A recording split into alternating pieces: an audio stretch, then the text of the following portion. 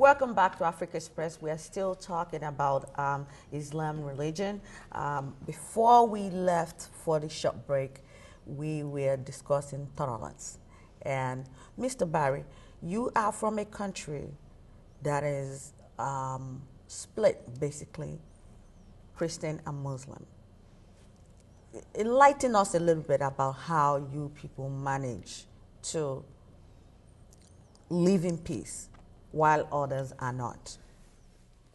As Imam Talal said, we in Sierra Leone actually followed the call that says people of the book come together for the common good of humanity.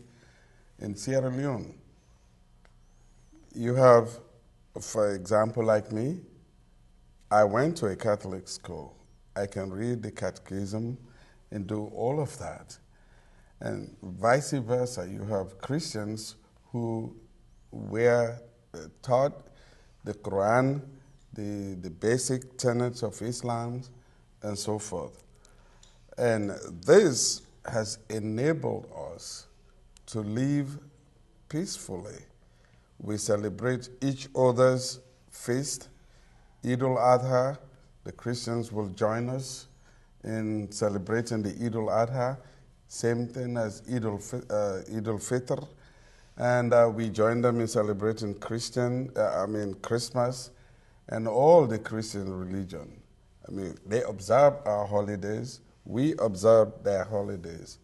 In fact, in the seat of government, if the president this time is a Christian, his vice president is a Muslim, vice versa. And so our generation, wherever we go, we have taken this tenet and used it. Even in the United States and even in Massachusetts, the sister who was at your show earlier on, and our community has an interfaith where we meet, celebrate, talk about the things that make us one, rather than the things that divide us. And so we are trying to impact that same knowledge to the kids, to our children, the children that we bore here in this country, so that this peaceful means will continue as they grow up as an American teenagers, kids. They can learn to live and peacefully coexist with whoever's religion is. And that's the way we're brought up in Sierra Leone, and Sierra Leone in the diaspora, both in the US as well as worldwide, are always behaving in this manner. So for us, Islam, Christianity will never be a dividing factor, but a unifying factor in our community. I think Sierra Leone is a country that I think the rest of the world should emulate what is going on there. I can't agree more. In fact, I was telling my eminent Imam during one of his visits to Nigeria, I said, take those Nigerian Imam, ask them to go to Sierra Leone and take a lesson from there. Yeah. Indeed. And I wish that the world today would listen to this. Because if you are a man of God, no matter what religion, your principle should be to love one another, not to hate. Because there is no religion, no true, genuine religion that teaches hate. It's all peace, particularly Islam. Islam and Judaism are the only two religions that greets you with the word Assalamu alaikum, and Judaism says Shalom alaik, peace be unto you. Who does not love peace? Who does not want peace for themselves? This is a beautiful thing. But the people tend to misunderstand the religion and not try to find out the truth. On that point, Imam, do you think that culture has impacted the way people interpret the Quran? The issue of interpreting the scripture is as old as a humanity. You know, from the time of Adam, when he had two of his children, where one of them killed the other. That was interpretation. So today, whether in the Christians, they had the interpretation through the Crusaders. It was through the interpretation of the scripture. And same thing, we have a group of Muslims today that through interpretation of the scripture, they assume that killing of innocent people is accepted in Islam, which is not.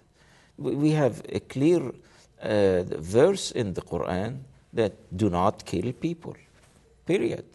And then you have the other term that killing an innocent person is equal to the killing of the whole of mankind. So Muslims need to reread again the scripture, the Quran, and contemplate. And I'm sure the majority of Muslims do that. It's only few people who are radicals and extremists, and they hijacked the religion Islam, and they kill people in the name of the scripture. And this is giving a bad name to us. So most likely they are incorporating their own personal belief and culture into Islam, because according to what you said, Islam teaches specifically peacefulness. So would that be a correct assumption? Yes, but they are not incorporating anything else but their political agenda. Exactly. They have political agenda. And in order to execute their political agenda, they have to involve the religion. So this is not something done by pure faith and belief. It is something done by implementing a political agenda through the wrong interpretation of the religion. And this is an abuse of the religion. And I think that's why many Muslims today, they reject terrorists and they do not accept this idea, and they know that this is political agenda. It's not Quran at all. It's not religion. Do you then think that people's fear of Muslims and Islam is reasonable? No, well, people have every right to fear Islam, because there is something called lack of understanding. I don't want to use the term ignorance. Is lack of understanding of the religion. Muslims throughout the history did not take the time to educate non-Muslims.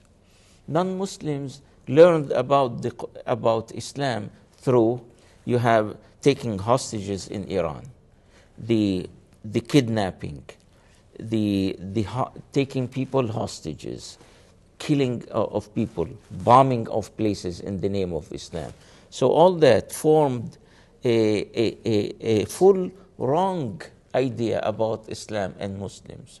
And the majority of Muslims were not paying attention. I'm one of them. I was not paying attention to that until the tragedy of September 11, when I started to see how Muslims, in the name of religion, attempted and killed innocent people. And this is where I started to wake up, and I started to see how people have this wrong misunderstanding of Islam. And then I said, oh, we never paid attention to that. So now the situation is different. Muslims are able to stand up and to condemn terrorists on one side, and on the other side, turn to their fellow American citizens and talk to them about Islam.